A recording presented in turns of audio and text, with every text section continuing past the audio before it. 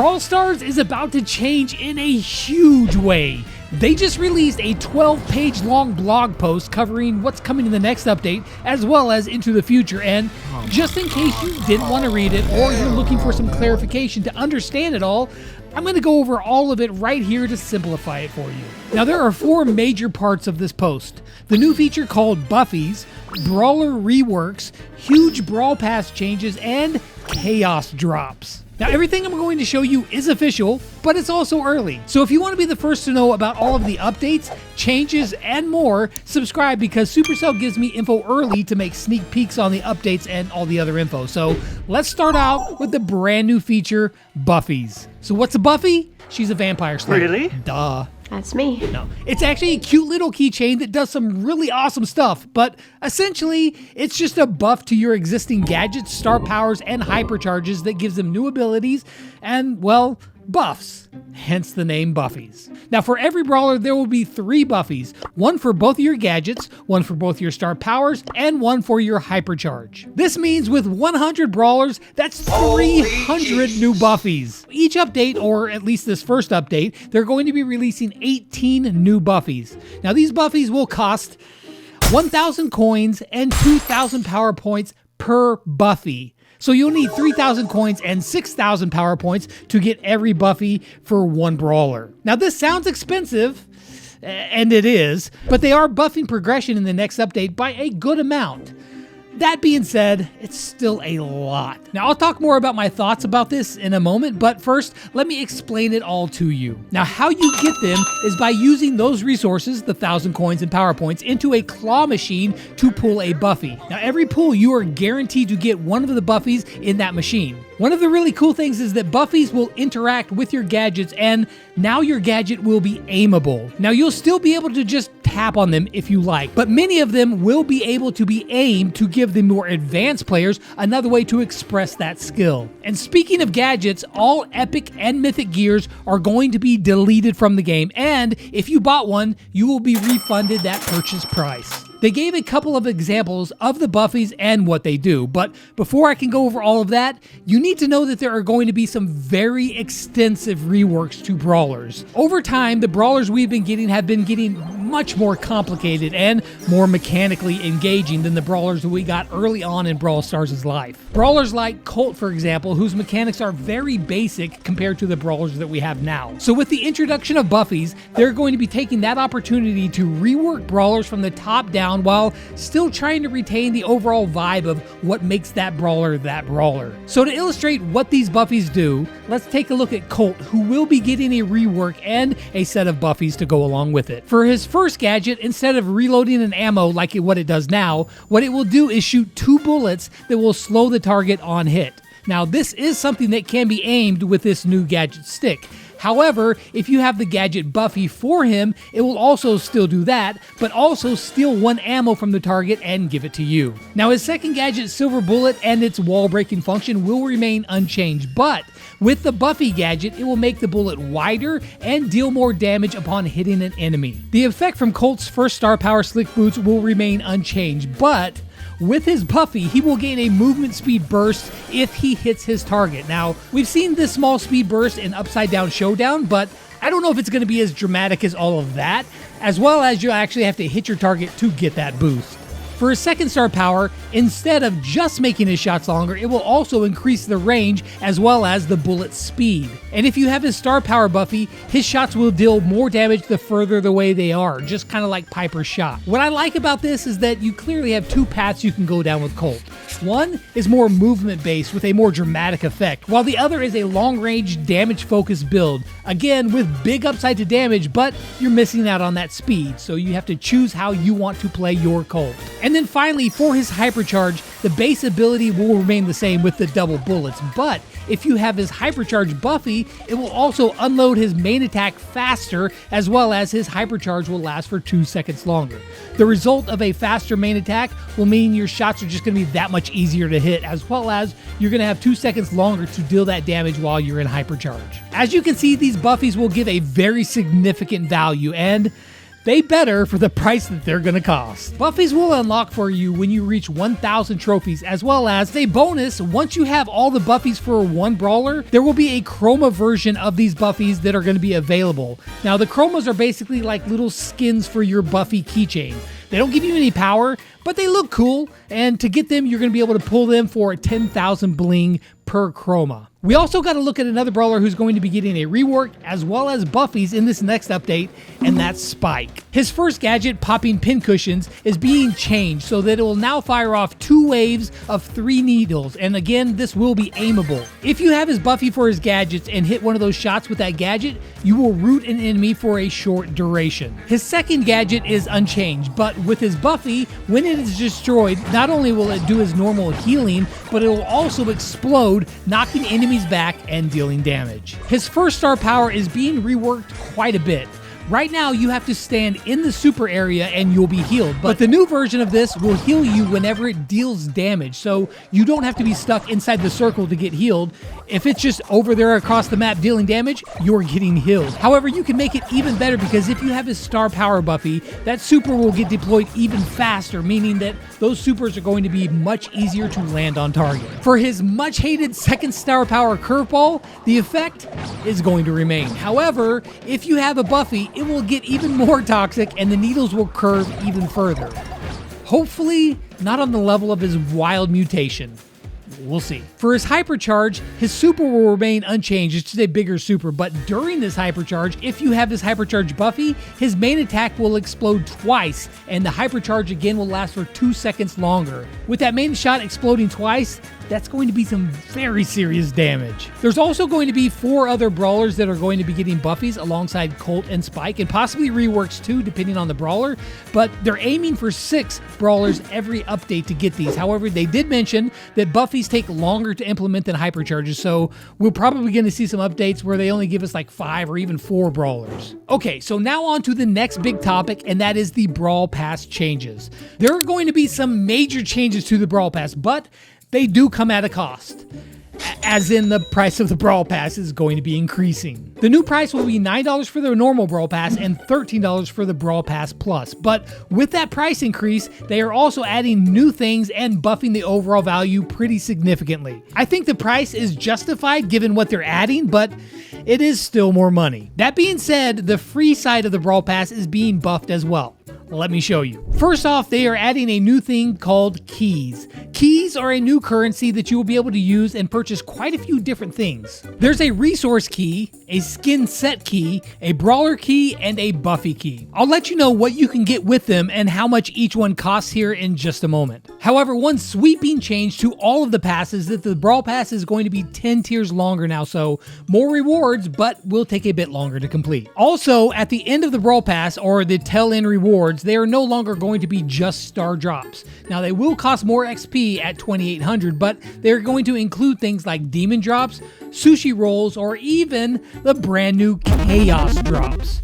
Yeah, I'll tell you what that is in a minute, but let's cover the actual numbers for the Brawl Pass first. For the free Brawl Pass, you're going to get 1 resource key as well as 6 of the new chaos drops. The star drops are being reduced from 23 down to 18, but you're going to be getting 1,000 more coins, 200 more bling, and 900 more credits.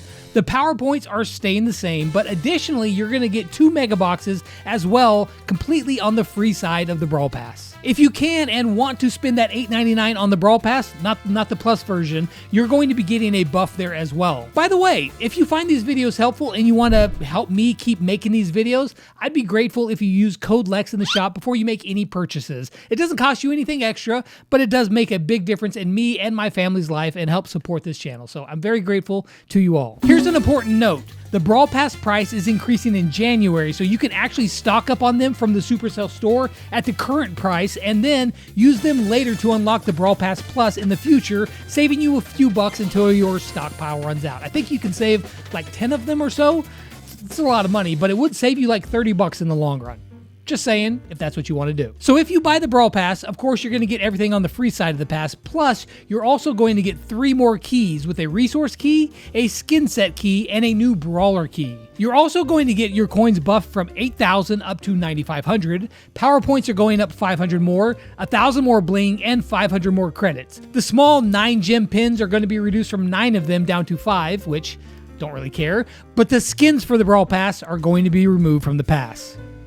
You're actually going to still be able to get the skin of the season using your skin key, but you're also going to be able to use that key on other skins as well, giving you even more choice.